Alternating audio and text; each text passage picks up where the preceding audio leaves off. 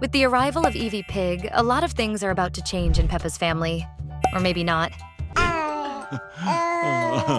Could it be that, even with Evie being the youngest daughter, she will become the favorite? Or will Daddy and Mummy Pig continue favoring George or Peppa instead? Evie Pig's arrival promises to turn the family's routine completely upside down. Practically overnight, the entire house starts revolving around feeding schedules, precisely timed naps, diaper changes at Olympic speed, and that unmistakable cry that immediately triggers the parent detector in Daddy Pig's and Mummy Pig's chests. Meanwhile, Peppa is eager to show off a new drawing she made, and George wants to play with his dinosaur. But right at that exact moment, Evie needs to burp, take a warm bath, or be gently rocked in someone's arms until she calms down. It's a thermometer on the table, a sterilizer running in the kitchen, the baby monitor beeping in the living room. And in the middle of it all, two still young siblings trying to figure out exactly where they fit into this brand new family puzzle. This is when the so-called baby favoritism theory starts to take shape. Every recent photo in the family album features Evie. Every visitor shows up carrying a little gift for her, and nearly every conversation somehow ends with, "Look how Evie does this," or "Look how Evie does that." Peppa might start to feel like she has lost her spot on the main stage, and George might even consider trading Mr. Dinosaur for a few extra minutes of cuddling in his parents' arms. When Daddy Pig asks them to be quiet because Evie is sleeping, it can feel like he's defending the favorite, but the real question is, will this truly turn into long-term favoritism? Or is it simply the intense and all-consuming newborn phase that will eventually pass? That's exactly what we're going to figure out today. So grab your popcorn, get comfortable, subscribe to the channel, and join us as we uncover who is going to be the new favorite child in the pig family. Right here on Zigzag. Everyone knows that. No matter how much parents swear up and down that they love all their children equally, there's always that favorite of the moment. Sometimes it's the oldest, for being the first. Sometimes it's the youngest, for being the baby of the house. And then, when a new member arrives, that whole emotional ranking gets thrown into chaos again. It's like a reality show where each child's position changes week by week, depending on who cried more or made less of a mess. And in the middle of this shuffle, there's the urban legend of the middle child, the one who, poor thing, ends up a bit faded in family photos and gets belated birthday wishes. George, who until then lived comfortably in the role of youngest and most spoiled, suddenly sees the crown being placed directly on Evie's head. Could it be that now he's going to feel the weight of being the new middle child? And even worse, of possibly losing the title of favorite child?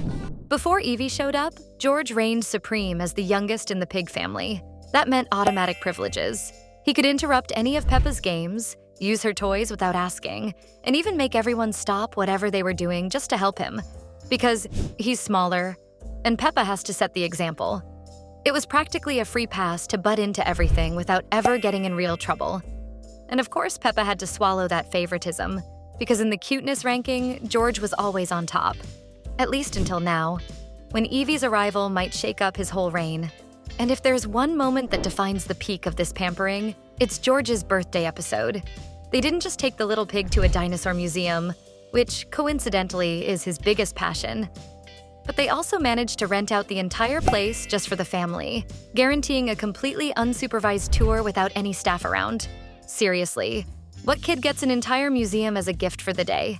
And to top it all off, there was still a party afterward with lots of guests, who were all Peppa's friends. After all, aside from Richard Rabbit, George doesn't have any friends his own age. In other words, he got the gift of his dreams, and on top of that, a party with his sister's guest list. It's basically the peak of life as the favorite child, a true reign of privileges that might now be about to be challenged. Do you know someone who was the favorite child just like George? Then comment down below with the hashtag George so we can get to know you better. Sometimes favoritism doesn't go to the youngest or the baby, but instead to the oldest child. After all, it was with them that the parents tested all their parenting theories, all the advice they'd ever received, and all that initial enthusiasm for teaching new things. And when it works out, the firstborn practically becomes a living trophy, a little mirror reflecting all the family's pride. The problem is that this can be a nightmare for the younger siblings. Imagine having to hear things like, "Look how your brother does it," or "You should be more like him all the time." It's pressure on top of pressure, as if life itself wasn't already hard enough. In the case of the pig family, could it be that Peppa has already reached this model daughter level and is leaving her siblings a bit in the shadows?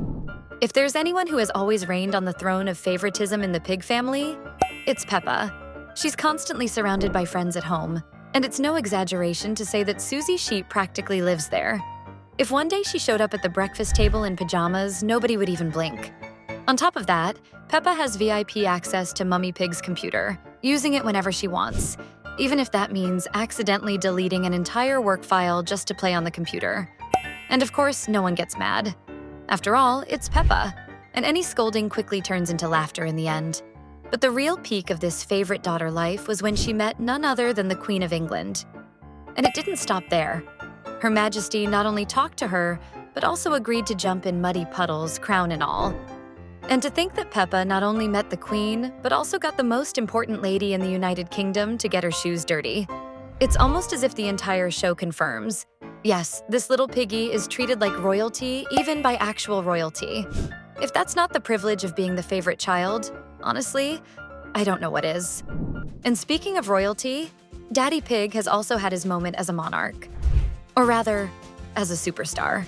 In the episode The Long Train Journey, he needs to travel to some obscure country in Eastern Europe to test the concrete of a construction project. And as the chief engineer, he's the one who has to go in person. But during the trip, the treatment he receives is worthy of a red carpet. The train staff fawn over him as if he were Arnold Schwarzenegger walking into a gym, or Jackie Chan giving a lecture on martial arts. They practically carry him in their arms, serve him anything he wants, and treat every opinion of his as if it were law. There's something behind this treatment of Daddy Pig, and we'll tell you what it is in just a moment. But in the meantime, go ahead and subscribe to the channel. That way, you'll understand everything about Peppa Pig and why Peppa and George are treated this way. Because the most curious thing of all is that, on that same train, there was actual royalty. And yet they were treated worse than Daddy Pig. There was even an awkward moment when something served to him was denied to the royal family, with the excuse of not available. It's as if, on that day, Daddy Pig had become the biggest celebrity in Eastern Europe. And let's face it, when even the head of the household is placed above actual royalty, it's easy to understand why Peppa grew up with this family legacy of stardom. After all, if Daddy Pig can be treated like a king, Peppa certainly sees herself as a princess, and maybe even thinks she's the rightful heir to the throne of mud. What if Evie Pig, this cute and defenseless little baby right now, is actually destined to become the new villain of the family?